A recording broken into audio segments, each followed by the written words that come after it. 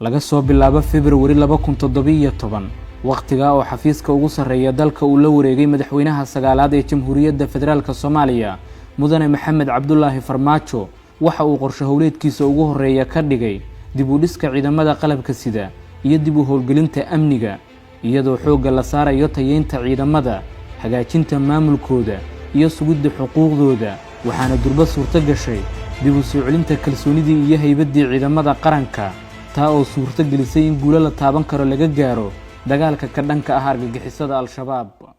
waxaan aaminsanahay inaan ka adkaan doono hadduu Ilaahay yiraahdo qolooyinkan horarka ah oo ummadeena dhibaatada ku haya insha Allah waa guuleysanaynaa waxaana dalkiina iyo dadkiina u soo hooyn doontaan guul waxa dadkiina iyo dalkiina u soo hooyn doontaan magac wanaagsan iyo sharaf annagana dawlad ahaan iyo madax ahaan diyaar ayaan idin la nahay wax alla wixii karaankeenna oo tabarteenna ah inaan idin la garab istaagno inaan idinka warqabno inaan idin la soconno xaaladda aad ku jirtaan rajada dib u dhiskoodu waxa ay ahayd riyo ku nool qalbiyada malaayiin Soomaaliyeed waxaa hamuunta ugu weyn u qabay dib u howlgelintooda nidaamka dawliga ah ee dalka oo helidda cudud difaacadaha joogay in ka badan 10 sano dugaashanaya awoodo shisheeye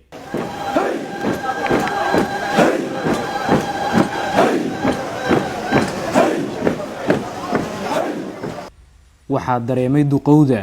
da'yarta muruqmaalka maatida iyo muwaadin kasta oo Soomaaliyeed oo maqnaanshahooda ogood u wajahay duruufihii adkaa ee dalku soo maray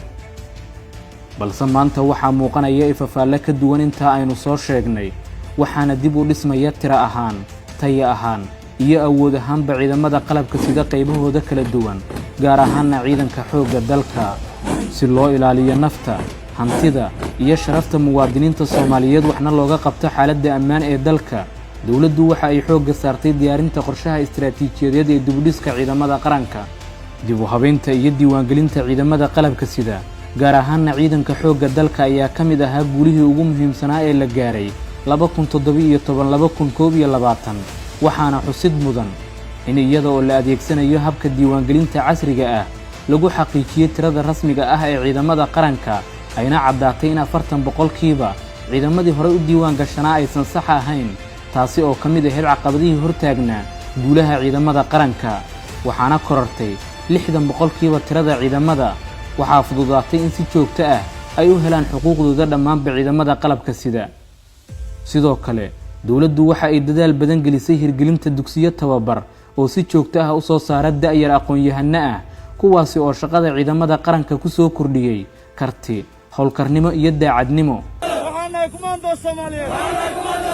hada waxaan ku dilnaa gacan bira meel kastaan joognaa irka dhulka qodda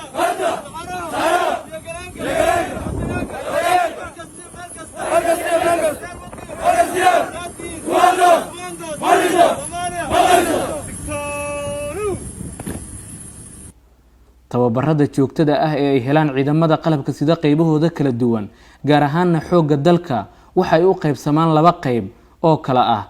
qayb ciidamadu ay gudaha dalka ku qaataan tababarro xirfad sare leh kuwa oo ka soo qalin jabiya dugsiyo kala duwan oo ku yaala dalka sidoo kale waxaa xigta tababar ay u aadaan dalka dibaddiisa oo ay ka soo qaataan koorsooyin casri ah joogtaynta mushaarka iyo daryeelka ciidamada oo ay dawladdu siisay muhiimad weyn ayaa ah tallaabo kale oo loo qaaday moraal dhiska ciidamada qaranka iyadoo oo bil kasta loogu shubo akoon xisaabeedka gaarka ah ee askariga iyo sargaalkaba mushaarkooda taasi oo meesha ka saartay runsashada iyo musuqmaasuqa xuquuqda ciidanka sida la socotaan excellency shaqada waxay u kala qaybsaneed wajiga koowaad iyo wajiga labaad ayadoo wajiga koowaad uu ahaa xog aroorin la soo arooriyay warbixintii qolalka xoog dalka Soomaaliyeed lagu soo kormeeray ayadoo la soo ogaaday askariga dhibaatooyinkiisa problemyada haysta iyo waxyaabaha uu u baahan yahay kadib markii la soo gudbiyay warbixintii dhibaatooyinkii askarta haysatay oo ahayd in mushaarka aysan soo gaarin askariga oo taliyaha markii gacanta loogu dhiibay laba yaabo inuusan siinin ama wax ka reebto waxaa madaxweynaha Jamhuuriyadda Federaalka Soomaaliyeed iyo ra'iisul wasaaraha amar ay ku bixiyeen in lagu soo diiwaangeliyo systemka payrollka ayadoo lagu soo diiwaangeliyay FMS systemka si askariga akoonkiisa oo lacagta ugu helo si toos ah ayadoo san cidna aysan u dhaxaynin diiwaangelinta markay dhammaatay askarigii la hubsaday inuu lacagtiisa helayo mudane madaxweyne waxaa loo dhaqaaqay in maamulka iyo taliyayaasha askartaas xukunta in wax laga qabto waxaana loo dejiyay habraacyo ay ku shaqeeyaan si loo xakameeyo saddexda waxa ugu muhiimsan oo ah saadka maamulka lacagta iyo ciidanka oo ah bersonaalka. qorshaha la wareegidda amniga dalka STB dadaal qaatay muddo 5 sano ah oo la geliyay sugidda amniga iyo soo celinta haybadda dawladnimada. dawladdu hadda waxa ay diyaar u tahay la wareegidda mas'uuliyadda amniga guud ee dalka oo muddo ku tiirsanaa howlgalka nabad ilaalinta midowga Afrika ee la oran jiray AMISOM. si hadafkani loo xaqiijiyana dawladdu waxa ay dejisay laguna shaqeeyaa halbeegyada iyo ujeedooyinka istiraatiijiyadeed ee xilliga kala guurka ah si waafaqsan qorshaha qaranka ee la wareegidda amniga STB